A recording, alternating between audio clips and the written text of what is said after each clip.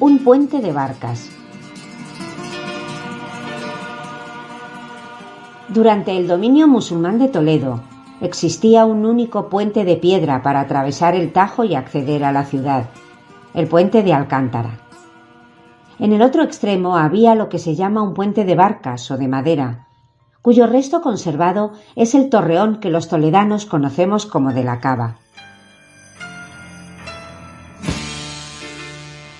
Es en este lugar donde se desarrolla una de las leyendas más conocidas y más queridas por los toledanos, y de la que más versiones escritas se pueden encontrar.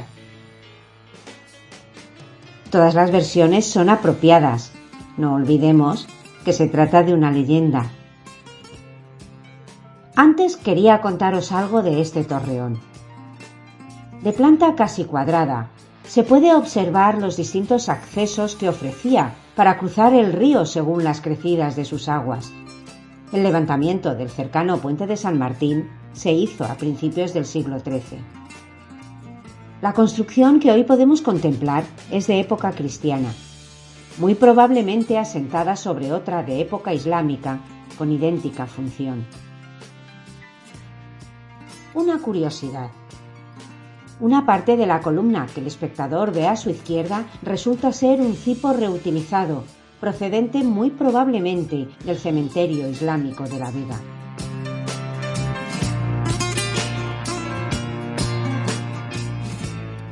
El baño de la Cava.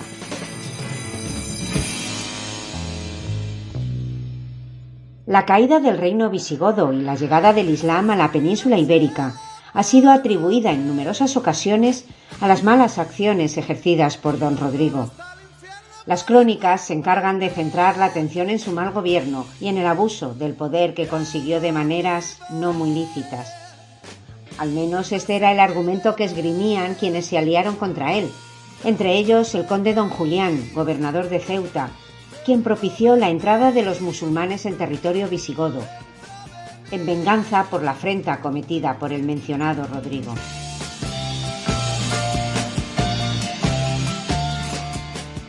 Los acontecimientos históricos son difusos. En cualquier caso, no es mi intención adentrarme en los entresijos políticos de los diversos reyes visigodos.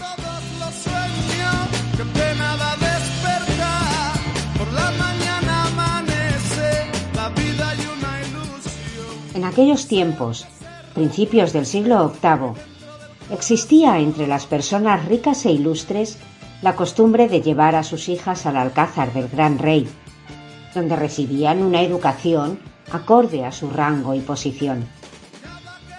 Cuentan las crónicas que el rey Rodrigo gustaba de rodearse de deleitosos vergeles alrededor de su palacio, frutales muy variados y selectos, cipreses, arrayanes y laureles daban sombra y perfume al entorno.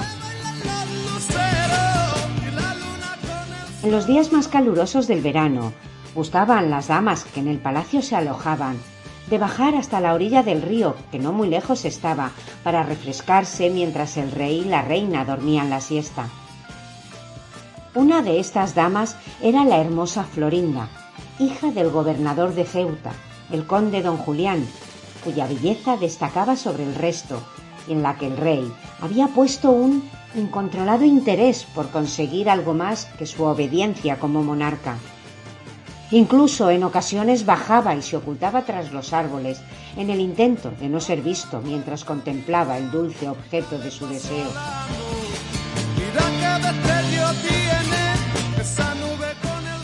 Ocurrió que una de esas jornadas en las que Florinda fue a bañarse, un poco apartada del resto por el gusto que tenía de despojarse de todo el ropaje para disfrutar de la frescura del agua, don Rodrigo se decidió a imponer todo su poder y su fuerza sobre la joven, quedando mancillada su honra.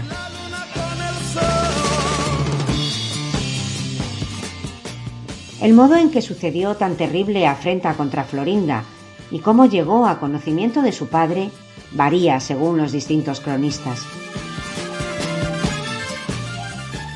Cuando don Julián recibió la amarga noticia, decidió pactar con los hijos de Bitiza, a la sazón expulsados del trono visigodo por Rodrigo, para aliarse con los musulmanes, que ya se habían extendido hasta el norte de África y donde las tropas estaban al mando del gobernador y general omeya Muza.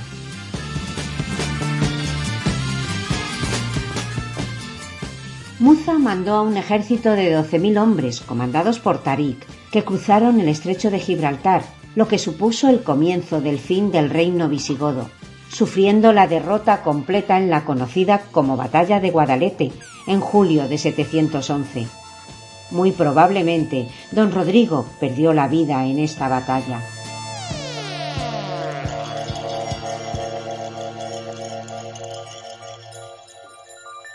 Pero aún hay más. Algunos cuentan que tiempo después de ganada Toledo por los musulmanes, los habitantes de la ciudad estaban atemorizados porque muchos de ellos aseguraban que todas las noches veían la figura de una mujer gritando a orillas del río, cerca de donde Florinda fue deshonrada por el que fue el último rey visigodo, y cómo deteniéndose de cuando en cuando musitaba palabras extrañas a las aguas del Tajo. ¿Era un ser humano? ¿Era un fantasma?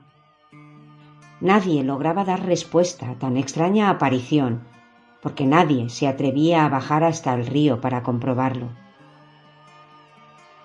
En la búsqueda de algún remedio a tan espeluznante suceso, algunos toledanos acudieron a un ermitaño que vivía al otro lado del río no muy lejos de allí, para que ayudara a encontrar la paz de aquello que consideraban era el alma en pena de quien pudo tener un gran sufrimiento.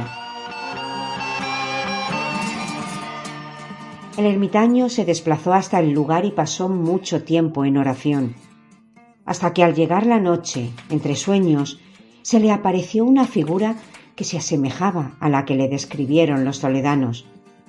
La figura se puso frente a él y en su sueño así le habló: «Yo soy Florinda, a la que llaman la Cava, y vengo hasta las revueltas aguas del río a encontrar mi honor perdido. Con mi llanto baja también el alma de don Rodrigo a llorar su culpa a las rotas almenas de su palacio. Bendice este lugar en nombre del Omnipotente, y mi alma no volverá a aparecer nunca más». El ermitaño despertó sobresaltado. La noche siguiente, seguido de muchos toledanos que portaban teas encendidas, con el anciano monje a la cabeza fueron hasta los baños de la cava y bendijo aquel lugar como soñó la noche anterior. En ese mismo momento, de entre la vegetación, vieron salir aquella figura, el cuerpo corrupto de la hermosa Florinda, y todos contemplaron cómo se sumergió en las aguas y se dejó arrastrar por la corriente río abajo. Nunca más se la volvió a ver.